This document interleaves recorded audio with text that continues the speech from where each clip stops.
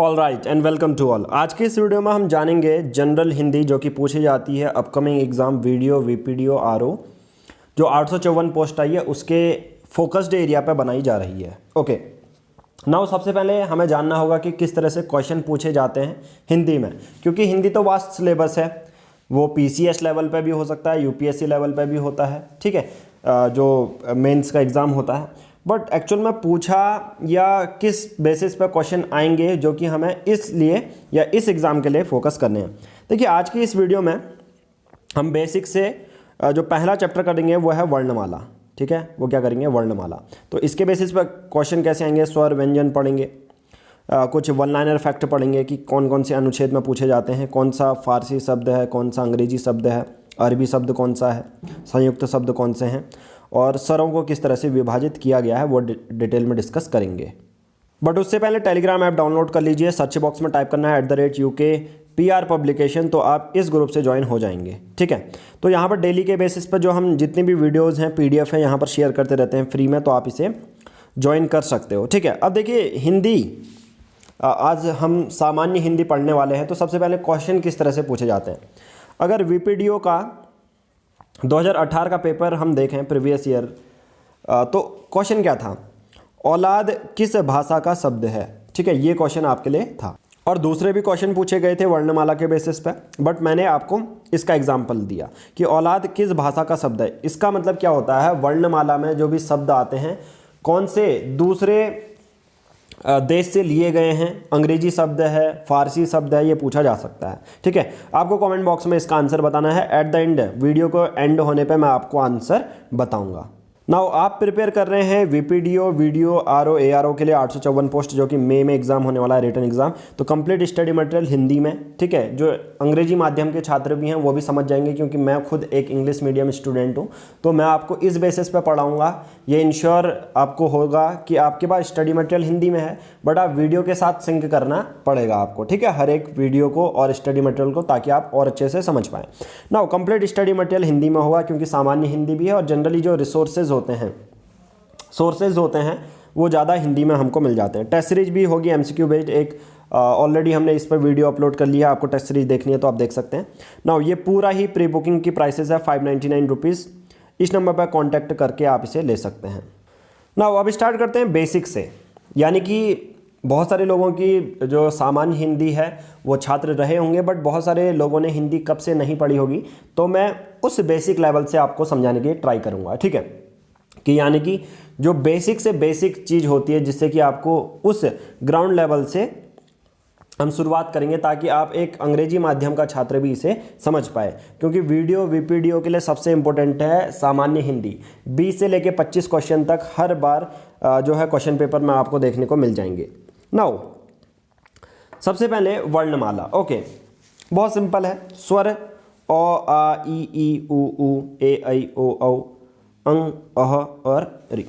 Okay व्यंजन क ख ग घ ये होते हैं, ठीक है। अब ये नॉर्मल हो गए, बट एक्चुअल में आपको ऐसा नहीं है कि हिंदी पढ़नी है तो हमें सब कुछ याद करना पड़ेगा, ठीक है। हमें बेसिक से हम ऐसी एरिया पे फोकस करेंगे जिससे क्वेश्चन पूछे जाते हैं, बस टू द पॉइंट रहेंगे, ज़्यादा हमें अंदर डीप एनालिसिस नहीं करना इस चीज़ का, ठीक है।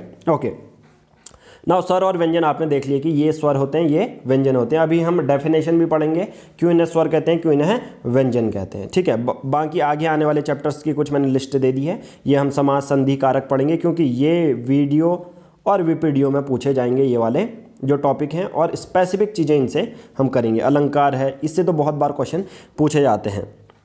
जैसे एक एग्जाम्पल देता हूँ, मधुर मधुर मेरे दीपक जल, ठीक है।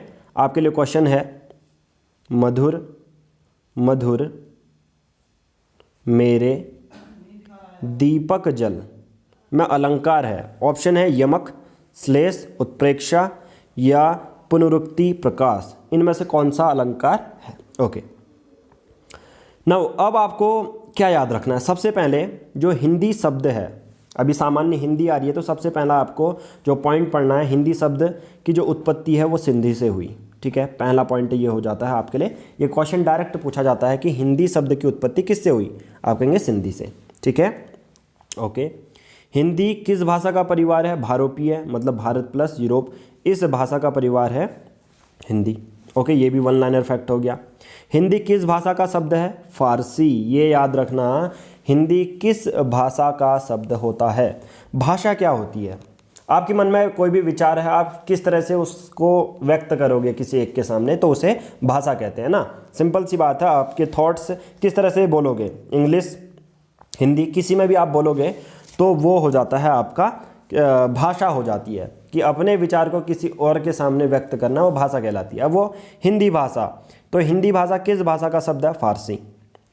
अब हमारा जो संविधान है, आर्टिकल है, संविधान में जो अनुच्छेद हैं, आर्टिकल्स हैं, वो मेंशन रहते हैं कि संविधान के कौन से आर्टिकल में जो है भाषा संबंधी अनुच्छेद लिखे गए हैं। चाहे वो अंग्रेजी भाषा भी हो सकती है, हिंदी भाषा भी हो सकती है, मैं ये स्पेसिफिक नहीं बोल रहा हूँ कि हिंदी भाषा ही है। तो भाषा संबंधी अनुच्छेद कितने से कितने तक हैं अगर पूछा जाए तो आर्टिकल 343 से 351, ये बहुत बार एग्जामों में पूछा गया है, जो ग्रुप डी हैं, ग्रुप सी हैं, समूह ग के एग्ज़ाम हैं। ओके, तो अनुच्छेद 343 से 351 भाषा संबंधी अनुच्छेद है। अब मैं कुछ थोड़ा सा बेसिक सा बताता हूँ कि एक राजभाषा क्या होती है, एक राष्ट्रभाषा क्या होती है, इनके बीच में डिफरेंस। हालांकि ये आपसे डेफिनेशन नहीं पूछी जाएगी, बट हम इंट्रोडक्शन वाली ये वीडियो है, जनरली हम इस चैप्टर के बारे में पढ़ेंगे। तो राजभाषा, नाम से लग रहा है राजभाषा, यानी कि एक वह भाषा जिसमें उस देश का राजकारी होता है, उसे राजभाषा कहते हैं। राजकारी मतलब जितने भी चीज़ें संबंधी होती हैं ना, राजकारी होती है मतलब कार्यालय की चीज़ें होती हैं और बहुत सारी भी चीज़ें होती हैं, तो वो राजभाषा कहलाती है। राष्ट्रभाषा मतलब उस देश में सबसे ज़्यादा बोली जाने वाली भाषा है राष्ट्रभाषा।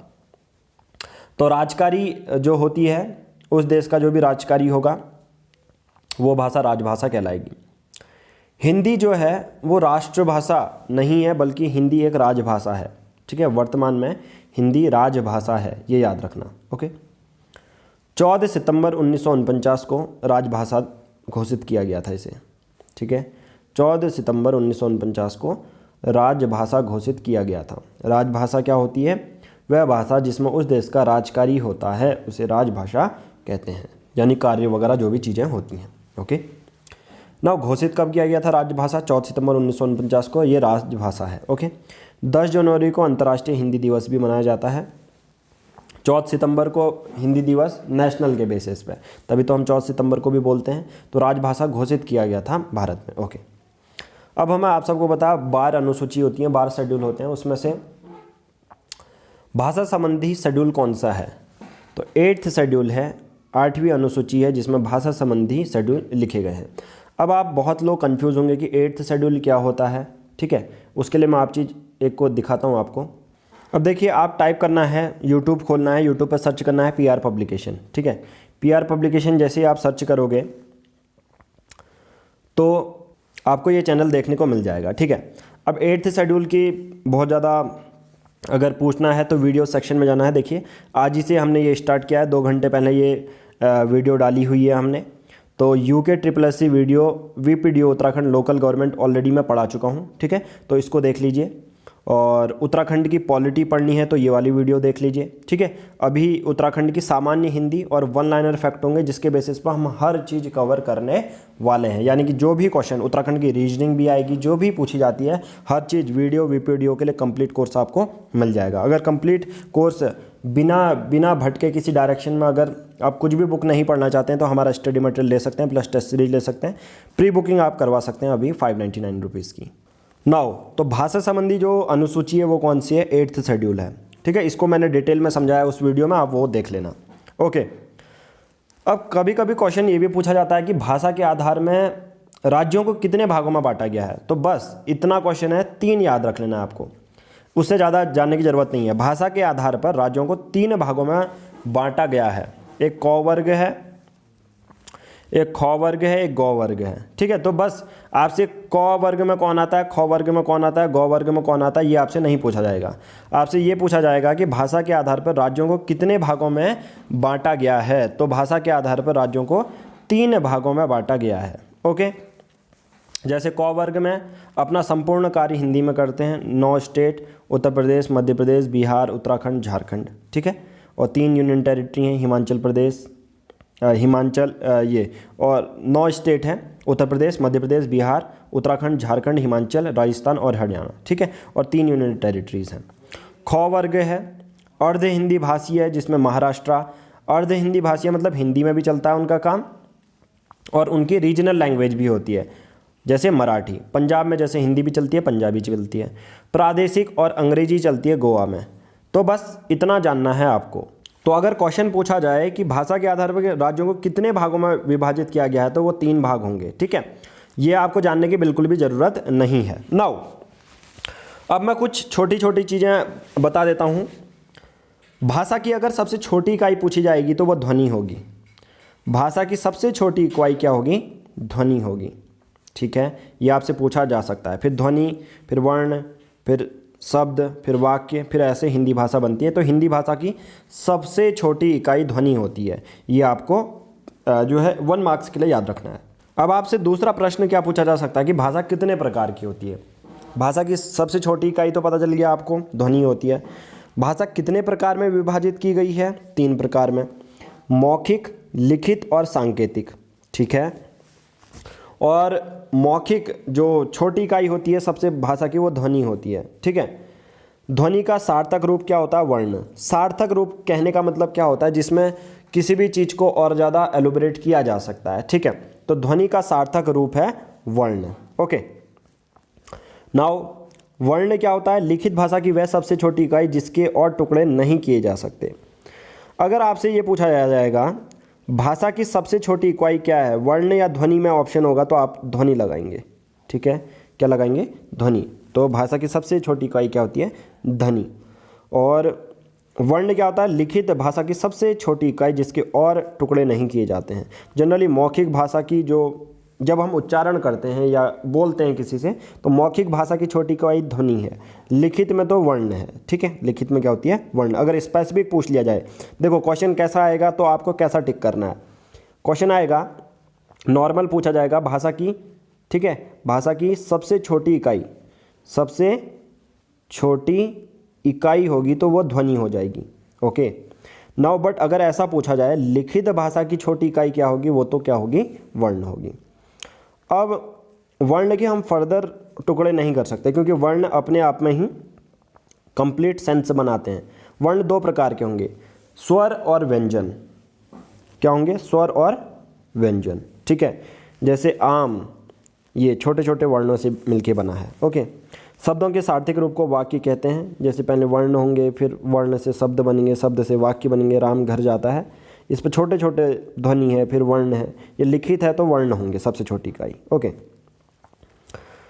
विचारों की अभिव्यक्ति को भाषा कहते हैं। मैंने वही बोला, भाषा क्या होती है कि आप अपने विचार किसी के सामने व्यक्त करना, भाषा कहलाता है।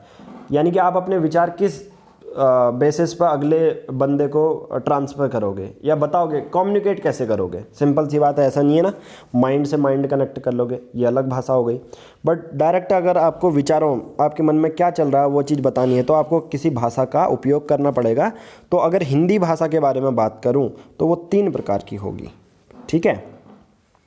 अब स्वर की थोड़ी सी डेफिनेशन बता देता हूँ, फिर उसके बाद ये तो इंट्रोडक्शन पार्ट था, फिर उसके बाद हम डिटेल में डिस्कस करेंगे। स्वर क्या होती हैं?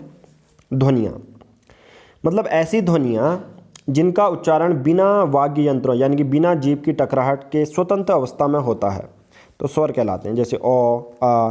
तो आप ये देखेंगे जब ओ, आ, ई बोल रहे हैं तो आपकी जो जीभ है वो ज़्यादा टकरा नहीं रही होगी। एक बार ट्राई करके देखना। और हिंदी में वर्णमाला जब आप पढ़ते हो ना तो बहुत बार प्रैक्टिकल आपको करना पड़ेगा क्योंकि प्रैक्टिकल चीज़ों से ही आप समझोगे, ठीक है। तो स्वर क्या होगा फिर? ऐसी ध्वनियाँ जिनका जो स्वतंत्र उच्चारण होता है, जिनका स्वतंत्र उच्चारण होता है, ओके। जीभ स्पर्श नहीं करती है, मुख खुला रहता है, ये स्वर हो गए। तो स्वर बहुत सिंपल हो गया। फिर ऐसी ध्वनियाँ जिनमें जीभ का जो टकराहट होती है वो नहीं होती है। अब एक जो बेसिक से मैं फैक्ट बता रहा हूँ जो हर एग्जाम में पूछा ही जाता है कि स्वरों की संख्या होती है। बहुत सारे लोग कहते हैं 13 हैं, बहुत सारे लोग कहते हैं 11 हैं, बहुत सारे लोग कहते हैं 10 हैं। बट डायरेक्ट अगर क्वेश्चन ऐसा आएगा कि स्वरों की संख्या कितनी है, स्वरों की संख्या कितनी है, तो बेझिझक आपको 11 जो है टिक करना है, 11 चूज कर लेना है, क्योंकि बहुत सारे लोगों को पता नहीं रहता, वो 13 टिक करके आते हैं, फिर वो कहते हैं अरे अंग अह जो है वो भी तो यार हमने टिक कर दिया। तो नहीं, देखो जो ये है अंग अह, अभी इसमें देखने को मिलेगा दोनों में ही जब आप उच्चारण कर रहे हो तो ह की जो ह शब्द टाइप का सुनाई दे रहा है आपको, ठीक है, जो कि व्यंजन है, एक्चुअल में एक व्यंजन है। तो एक्चुअल में जो ये अ है, मतलब जो ऊपर बिंदी होती है ना, ये ऊपर बिंदी और ये पीछे बिंदी, ऐसे ये दोनों ही अयोग वाहा में आते हैं। तो यानी कि ना ही ये स्वरों में गिने जाते हैं ना ही व्यंजनों में गिने जाते हैं। तो सिंपल सी बात है, वैसे तो स्वर 13 हैं, पर अंग अह जो है, देखो ह की आपको ध्वनि सुनाई दे रही है इसके पीछे, जब मैं अह बोल रहा हूँ तो ह आ रहा है पीछे, अंग तो ह आ रहा है इसके पीछे भी। तो जनरली ये अयोग वहा होते हैं, मतलब ऐसा ना तो इनको स्वरों में गिना जाता है क्योंकि इनकी ध्वनि ह की आती है, तो सिंपल सी बात है। और व्यंजनों में भी इनको गिना नहीं जाता, व्यंजनों में तो रखा ही नहीं जाता, रखते स्वर में हैं पर ध्वनि ह की आती है, तो इसलिए इन दोनों को कैलकुलेट ही नहीं करते। तो स्वरों की संख्या कितनी होती है? 11। ये हमेशा याद रखना, आपका वन लाइनर फैक्ट इंपॉर्टेंट हो जाएगा सामान्य हिंदी में। अब कुछ और फैक्ट पढ़ लेते हैं। मूल व्यंजन कितने हैं? टोटल 33, ठीक है, मूल व्यंजन कितने हैं? 33। द्विगुण व्यंजन, मतलब जिनके द्विगुण व्यंजन वो होते हैं जिनको दो तरीके से यूज हो सकता है, ठीक है, दो तरीके से जिनका यूज हो सकता है, ठीक है, उसे द्विगुण व्यंजन कहते हैं। ओके, नाउ यहाँ पर देखने को मिलता है मूल व्यंजन कितने होते हैं? 33। संयुक्त व्यंजन कितने हो गए? 4, ठीक है, ये श, त्र, ज्ञ, छ, ये 4 व्यंजन क्या होते हैं? संयुक्त व्यंजन होते हैं। अब बात ये रहती है कि आप कंफ्यूज कैसे होंगे। द्विगुण व्यंजन, द्विगुण व्यंजन देखो डॉ डॉ, अब यहाँ पर बिंदु बन जाएगी तो डॉ को डॉ और ढ और ड़ ऐसा बोला जाएगा, ठीक है। तो देखो द्विगुण व्यंजन क्या होते हैं, देखो एक तो मैं डायरेक्ट डॉ लिखूंगा, इसके नीचे लगाऊंगा तो ड़, इस टाइप से बोलोगे, ठीक है, डॉ और ये लगा दूंगा तो ढ। तो इसलिए ये द्विगुण व्यंजन होते हैं। आपसे ये वाला भी प्रश्न पूछा जाता है और ये पूछा भी गया है, ठीक है। तो आपसे पूछेंगे द्विगुण व्यंजन कौन कौन से होते हैं, तो आप यही दो का एग्जाम्पल दोगे, डॉ या ढ, ठीक है। अब आप कहेंगे यार ये द्विगुण व्यंजन कैसे है, एक एग्जाम्पल तो दो। तो मैं कहूँगा देखो, जब पहाड़ लिखते हो ना आप, जब पहाड़ लिखते हो, पहाड़ ड़, ठीक है, पहाड़, ठीक है, ड़ बोलते हो। और जैसा मैंने बोला कि वर्णमाला जब आप पढ़ रहे हो तो प्रैक्टिकल अप्रोच रखनी बहुत ज़्यादा ज़रूरी है। प्रैक्टिकल अप्रोच रखोगे तभी आप पढ़ पाओगे, ठीक है। ये तो पहाड़ हो गया, तो आप कहेंगे यार दूसरा एग्जाम्पल दो। मैं कहूँगा डमरू, डमरू, डमरू, ठीक है।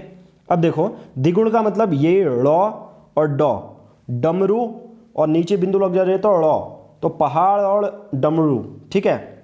अपने बेसिस पे प्रैक्टिकल कर लेना। तो इस बेसिस पे इसलिए इसको द्विगुण व्यंजन बोला जाता है। आई थिंक आपको ये क्लियर हो गया होगा। इतना ज़्यादा डीप एनालिसिस नहीं करना, बट हल्की सी समझ होगी तो आपको क्वेश्चन को टिक करने में आसानी रहती है, इसलिए मैं थोड़ा सा डीप चले जा रहा हूँ। नहीं तो मैं डायरेक्ट आगे जो है फैक्ट भी बताता चलूँगा, यानी कि ये फैक्ट तो बता रहा हूँ बट उसके पीछे क्या रीज़न है, क्योंकि उससे आप टिक लगा सकते हो जनरली। मूल वर्ण की संख्या कोई पूछेगा तो 44 है, मूल व्यंजन की संख्या कोई पूछेगा तो 33 है, देवनागरिक लिपि में कुल वर्णों की संख्या है 52। अब ये फैक्चुअल है, इसके पीछे कोई ऐसा नहीं यार कोई साइंस बैकग्राउंड होंगे। मोस्ट प्रोबेबल जो हमारी वीडियो देख रहा है साइंस बैकग्राउंड का होगा और हिंदी से 3-4 सालों से नाता छूट चुका होगा उसका। तो इस पर आपको कोई एनालिटिकल थिंकिंग नहीं लगानी कि अरे यार देवनागरिक लिपि में कुल वर्ण 52 ही क्यों हैं, नहीं। अगर आपको एग्जाम क्लियर करना है तो फैक्चुअल चीज़ें मेमोराइज करो, as simple as it is. Okay, now मूल स्वरों की संख्या कितनी है? मूल स्वर कितने होंगे? 4।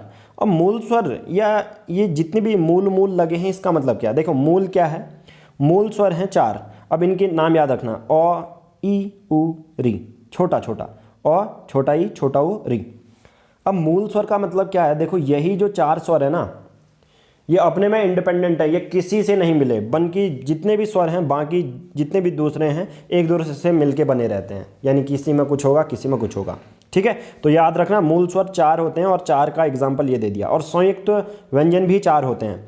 अब संयुक्त व्यंजन वो होते हैं जो 4 चीज़ों से मिलके बने रहते हैं, मतलब 2 चीज़ों से मिलके बने रहते हैं। संयुक्त का मतलब है 2 या 2 से अधिक हो सकता है। जैसे इसको छ कैसे बोलेंगे? जैसे क्षत्रिय होता है, क धन श, त्र कैसे बना होगा? तो धन र। अब एक बार क्या आया था, ग्राम विकास अधिकारी में क्वेश्चन आया था, जो त्र है वो किसके बाद आता है, किसके बाद आता है। ठीक है, सभी लोगों ने 6 लगाया था और सभी आंसर सीट में 6 था, बट जो यूके SSS की ऑफिशियल जब आंसर किया ही उन्होंने बोला तो। ठीक है, तो उन्होंने इसका एक पीछे रीज़न भी था फिर ये तो और 6।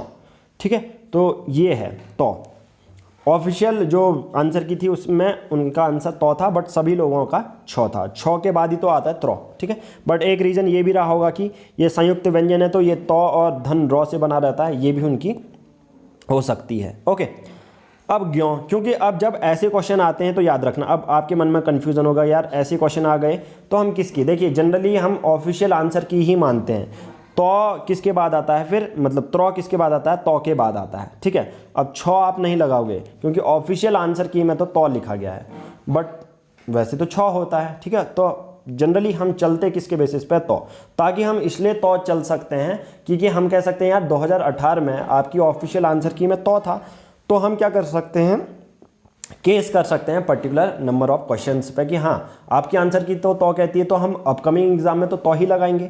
तो सिंपल सी बात है, अगर आपसे पूछा जाए त्रो किसके बाद आता है तो के बाद आता है। ठीक है, तो हम आंसर लगाएंगे तो, ना कि 6, ये याद रखना। ग्यों किससे बना रखता है, जो और यों टाइप। ठीक है, स्रो सो धन रॉ। ओके, बाकी आगे जो एग्जाम्पल हैं वो लास्ट हम कर लेते हैं। ये जो यहाँ से हम आगे नेक्स्ट वीडियो में कंटिन्यू करेंगे, उसके बाद विदेशों से अब स्वरों के बारे में। ठीक है, ये भी करेंगे, अरबी फारसी। अच्छा, वो एग्जाम्पल था अरबी का। ठीक है, आपसे पूछा गया था ना औलाद किसका है, अरबी शब्द का है। ठीक है, आपसे क्वेश्चन पूछा गया था औलाद किस भाषा का शब्द है, तो वो है अरबी। ठीक है, वो क्या है, अरबी। तो ये तो थी पहली इंट्रोडक्शन वाली वीडियो, बट आगे वाली जो वीडियो आने वाली है बहुत ज़्यादा इंटरेस्टिंग होने वाली है, बहुत ज़्यादा मार्क्स आपको गेन करवाएगी। क्योंकि अगर आपका हिंदी से बिल्कुल दूर दूर तक नाता नहीं है, जिसकी स्ट्रॉन्ग है वो तो ठीक ही है, वो तो कर ही लेगा। बाकी आपको फ़ायदा किस में होगा, जिसकी जीएस स्ट्रॉन्ग है, जैसे इंडियन पॉलिटी जिसकी स्ट्रॉन्ग है, हिस्ट्री जिसकी स्ट्रॉन्ग है, उत्तराखंड जी की स्ट्रॉन्ग है, बट हिंदी स्ट्रॉन्ग नहीं है, तो आप उस पर फोकस करो ज़्यादा जो आपका वीक पॉइंट है। आपको हिंदी बिल्कुल भी नहीं आती, आपने 3-4 सालों से पढ़ी नहीं है, तो आपको ये इसलिए मैं बेसिक से समझा रहा हूँ। ठीक है, और मैं आपको कुछ इस तरह से समझाऊंगा ताकि टू द पॉइंट, जो ऑलरेडी स्ट्रॉन्ग है हिंदी में, अगर उन्होंने प्रीवियस ईयर पैटर्न एनालाइज नहीं किया तो उनको एनालाइज करना चाहिए। ठीक है, तो जो नॉन बैकग्राउंड नॉन हिंदी वाले हैं वो इस वीडियो पे पूरा रिलाई कर सकते हैं। और हाँ, इन सब की अगर आपको स्टडी मटेरियल चाहिए, जो भी ये हमने हैंड रिटन नोट्स बनाए हैं, तो ऑलरेडी प्री बुकिंग करवा सकते हैं। तो इन्हीं का है, आपको प्री बुकिंग में जो स्टडी मटेरियल है वो कंप्लीट मिलेगा, और इंग्लिश वाले भी इसे समझ सकते हैं। ठीक है, ऐसा नहीं कि यार इंग्लिश वाले हैं तो मैं तो हिंदी पढ़ता ही नहीं हूँ, वो अलग बात है। सामान्य हिंदी आ रही है, स्टडी मटेरियल आपको हिंदी में मिलेगा, बट पूरा समझाया जाएगा वीडियो के बेसिस पर इंग्लिश और हिंदी दोनों में, ताकि आपका स्टडी मटेरियल है समझ भी पाएँ और एग्ज़ाम करेक्ट कर पाएँ। तो आगे हम देखेंगे नेक्स्ट वीडियो में। आज की इस वीडियो में इतना ही। Thank you.